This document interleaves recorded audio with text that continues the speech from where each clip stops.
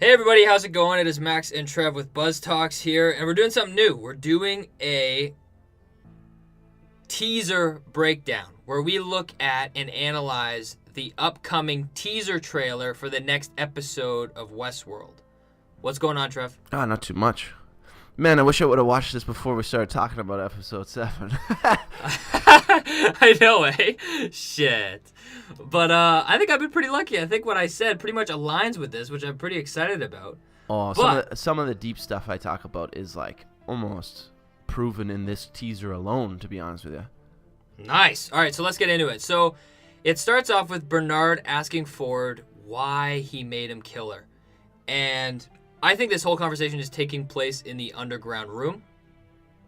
I think we're going to see a conversation between Bernard and Ford in this secret room where we're going to see Bernard realize what he did, and Ford is going to have a legitimate conversation with him as an individual, not as a host.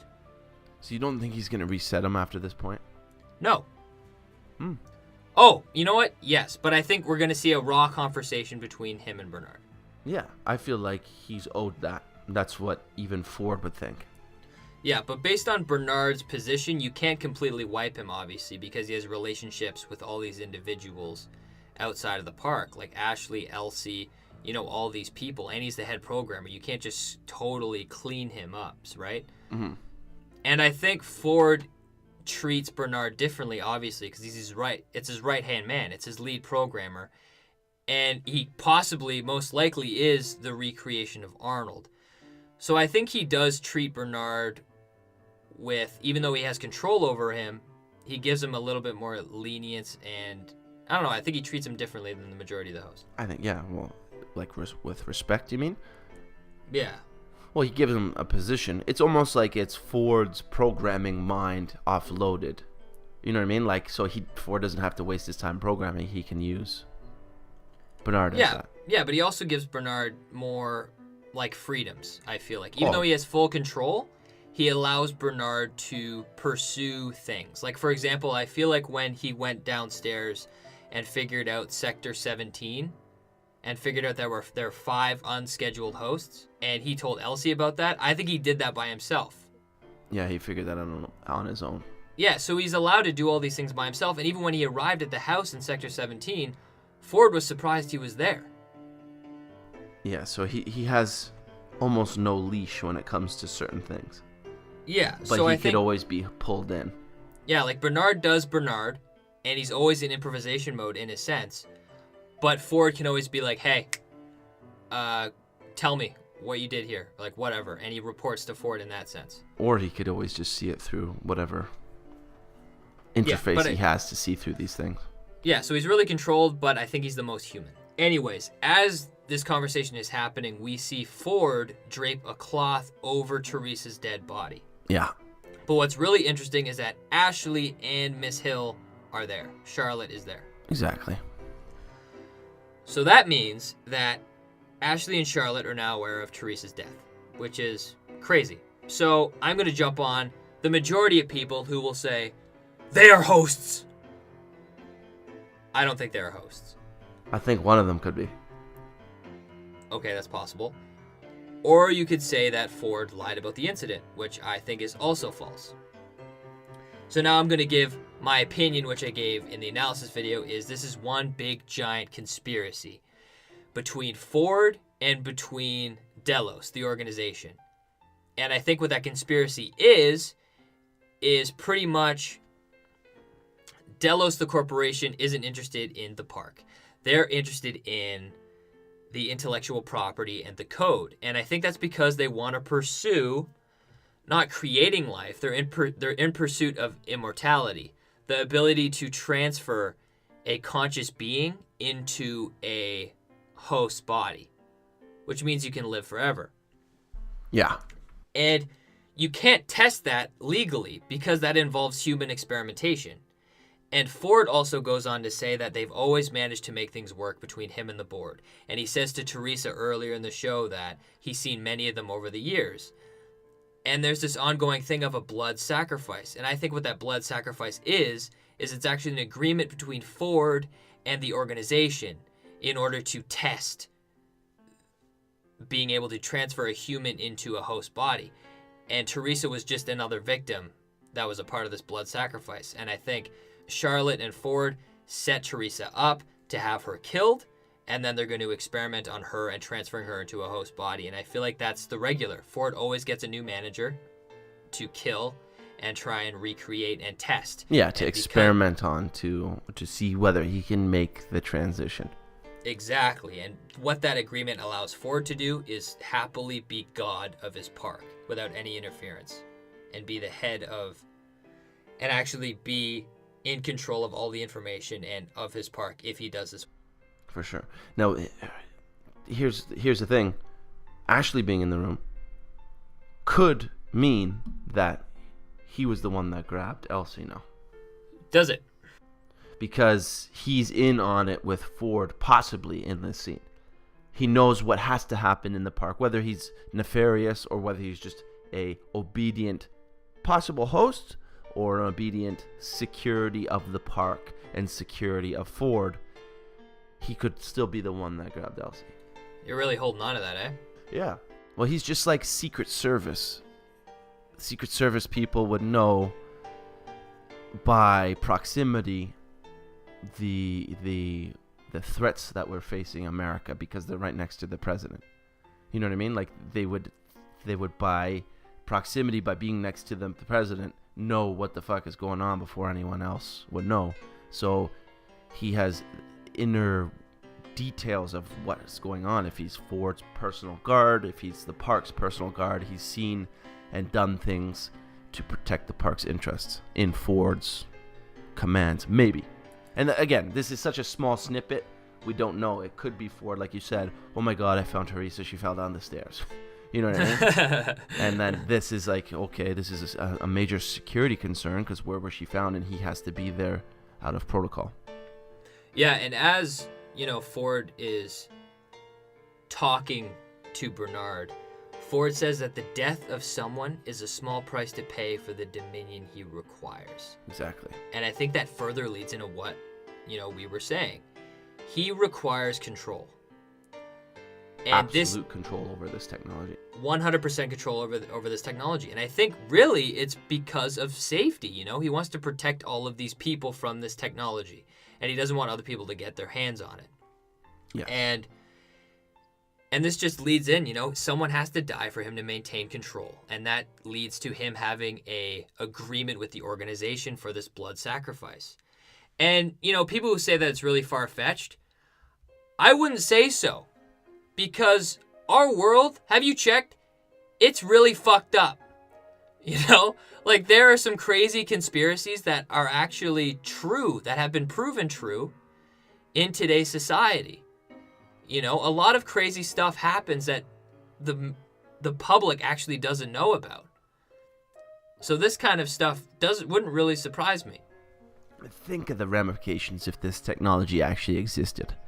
This would be the furthest thing from what the technology would be used for, as an amusement park for rich elites. You know what I mean? It would be used for soldiers. It would be used for manual labor. It would be used for very bad things. And this is like Disneyland. And Ford is keeping it contained within Disneyland. And as Ford is talking to Bernard about maintaining control, Bernard just looks angry and just disgusted. Yeah, big time. And I think, even if he wipes him a certain way or not, I think we are really going to start seeing Bernard become more self-aware.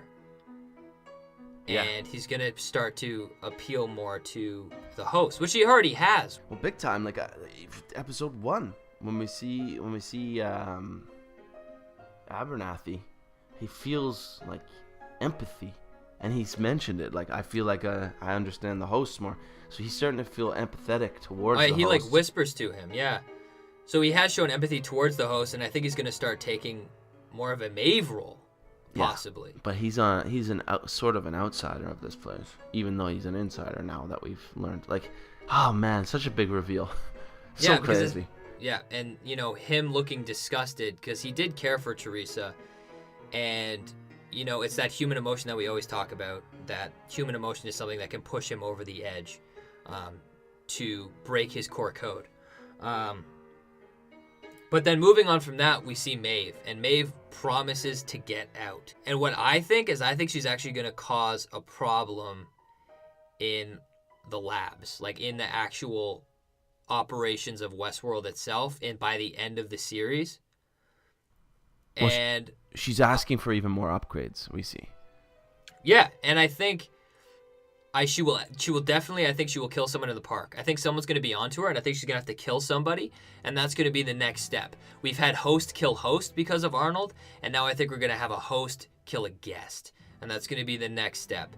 And I think, whether she's successful or not, I think she may be sent down to level 83, like what you were talking about earlier. Yeah. Where she's going to be with Abernathy and all of them. And probably where, what's her name is? Clementine. Yeah, exactly. So I think it'll be interesting to see what happens there. And then we go back to Dolores, and she says that she is home. And it flashes back between the black and the white churches, and I honestly don't know what Arnold wants her to do, because now she says that she's home, which means that she's not going to move. So I wonder what's next for Dolores. Well, yeah, there's obviously something of significance at this location. Like, huge significance. So she's being called to this place by an unseen force. We're thinking Arnold, or whoever you want to call it at this point. But it's also, like, within her programming, because she drew that picture on where to go. Yeah, but I find it interesting how her programming is for her to stay there, as if it's home, and not to do anything. Like, I wonder what she's going to do, because she wants to stay there. So what's she waiting for? Here's a theory. What if, you remember we have that flashback where Ford is talking to Bernard, I believe, about how it was when we first started creating this park, like when they were in beta. This was like maybe the beta town where they started teaching them to be who they are and testing out different scenarios in this place. And that's why it's so far off site. So she feels that she's home because this is her true birthplace. This is where she came into fruition, and she learned, and she was taught how to be her. Yeah, and it's true, because we have seen a lot of flashbacks and stuff that could lend to it being around for a long time. Yeah. And William doesn't want her to stay there. He says it's not good for her. And while he's telling her that, we see the black church in the background. But what I find interesting is that it's the same location where Ford was with that boy. And where Ford was with Arnold. And that thing that we assume that he built was that black kind of chapel. Ford could have buried it, though. Well, what I think is that black building that we assume that Ford built, it actually has always been there. But I think Ford now wants to build around it. Yeah, no, it's true. But do you think the church that he went hiking out to see is the same church? And it's been demolished and buried or burnt or whatever you think? But the church that we see in Dolores' flashbacks is like within a thriving town. It has trees. It's not a desert. Well, that's the thing. All these churches that we're seeing, well, primarily the white church and all these flashbacks we're seeing, and we also see it in this teaser, is I think it is definitely in the past, and I think it is definitely in this area that they're going to be approaching. And that leads to it being, one of the original towns in the park, as well as I believe that's the location where Teddy and Wyatt did their shooting in the flashback, where Teddy actually kills some people with Wyatt, and Dolores is there to see all the dead bodies. Yeah. And I think it's interesting because Teddy was known as the good guy, and he thinks that he's actually the hero, whereas he's actually recalling memories of him killing some people. So what I think is that an event actually happened where Teddy was actually more of a black hat character, a black hat host, 30 years ago with William and Dolores. And he actually killed these people. And Dolores and William, I think, are actually going to see that in the next coming episodes. And that's how William is going to meet Teddy. And what happened, moving on with Teddy, is that Ford is that William made such an impact on Dolores and he actually saved the park, which is something the Man in Black said in a previous episode. That what Ford did was he took Teddy and made him into a William character, made him unknown, didn't give him a backstory, and had him keep Dolores on her loop. So what that did was that kept Dolores in Sweetwater, the safest place in the park. But then when Ford gave him that backstory of Wyatt, the bad guy, he actually pulled that from the past. And what we're seeing Teddy do now is he's with the Man in Black, and he's actually becoming darker because we're seeing him kind of be in touch with his past self, almost like he's becoming more corruptible like all the other hosts, like Maeve. So I think that is interesting, and I think they're definitely going to explore that. Yeah, like back to Ford, there's something with the maze that's hanging over his head. We see him get to that town when he's demolishing. He's going to demolish his town, and he stops, and then he looks down and he sees the maze, and they do sort of like this cut, like, fuck, it's everywhere. Like, I really got to start snuffing this stuff out. Or, yes, I'm on the right path, and I got to keep digging my way through here. Literally and figuratively, because he seems like he's searching for this very hard. At least through my eyes, like he's really trying to find what this thing is. Yeah, like he doesn't have a true idea. Like he knows particular locations, but he doesn't know what it actually is. Yeah, because like who knows? Teddy and Wyatt could end up being just the cavalry that the hosts, that the park sends to clean sweep the game over screen for William. He got far. Nobody's ever come back from that spot, which means most people aren't supposed to go there. So once they pass a certain border, they might send the cavalry after them to say, not only are you out of bounds, your time's up. And it comes in as a massacre because of how far they got. Yeah, because of how far they got. And Teddy happened to be a part of it with Wyatt, and that gives Teddy a flashback with his Revelry update thing, and it gives a emotional enemy to the Man in Black because maybe Wyatt is the one that killed Dolores right before he wanted to say I love you, or right before he wanted to do something. Right? No, yeah, that'll be really interesting to see what happens there. But speaking of the Man in Black, we get to the final part of this teaser where the Man in Black tells Teddy the rules of this place hold him back. Yeah. And he says specifically he knows how to change them. Exactly. So we see him grabbing this devil character, one of Wyatt's men, and we see Teddy kind of stare at him, kind of grabbing him, and then flashing back to Dolores. So what's your thoughts on that? Oh, this is what I've been saying for a long time, where suffering is something that makes these things break their code. So and the Man in Black knows this through the experiences that he's had. So he knows when he goes to see Dolores each night, he mentions that he has to get it amped up to this level for her to break her code and come back to that time 30 years ago when she can dream of or think of stories where she's not the damsel in distress, and goes back to her, let's say, William code, the code that he's in love with, and the woman that he's in love with. Yeah. And that's why he does it behind closed doors. And I don't know. This is just proving that a little bit more clearly now. Yeah, so he has a reason to want to crack Teddy's code. And I think the Man in Black in general, we've seen him do this with, we get a hint of this with Teddy, but we've also seen him show up with Maeve. And we've also seen him drag Dolores into the barn. And, everyone can look at it as face value and be like, he's nasty.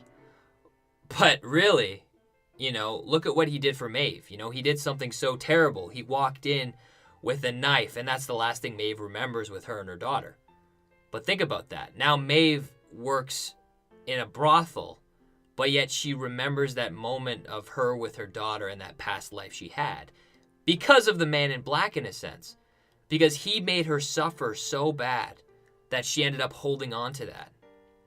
So I think there's more to the Man in Black's motives than is at face value. Oh, big time. And I'm trying to think now. Does Maeve have the flashback of the Man in Black after she was whispered to? Yes.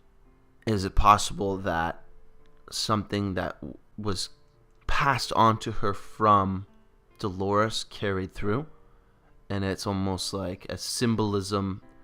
The Man in Black is sort of like our liberator and has an answer. I don't know. It's possible. I think the Man in Black is another puzzle piece. I think, we're seeing his story through William, and William loves the park more than he loves real life. He used to escape with books, and he thinks that, books have meaning and purpose, and he feels like the real world doesn't have that anymore because he told Ford that. And I think the only way he can find that purpose in life now is to go to Westworld. Mm-hmm. So I think he has a particular connection with the people and a connection with the world, and I think he wants the best for them, and I think that's what he's doing. Awesome. Well, I think that's it. Do you have anything else to add?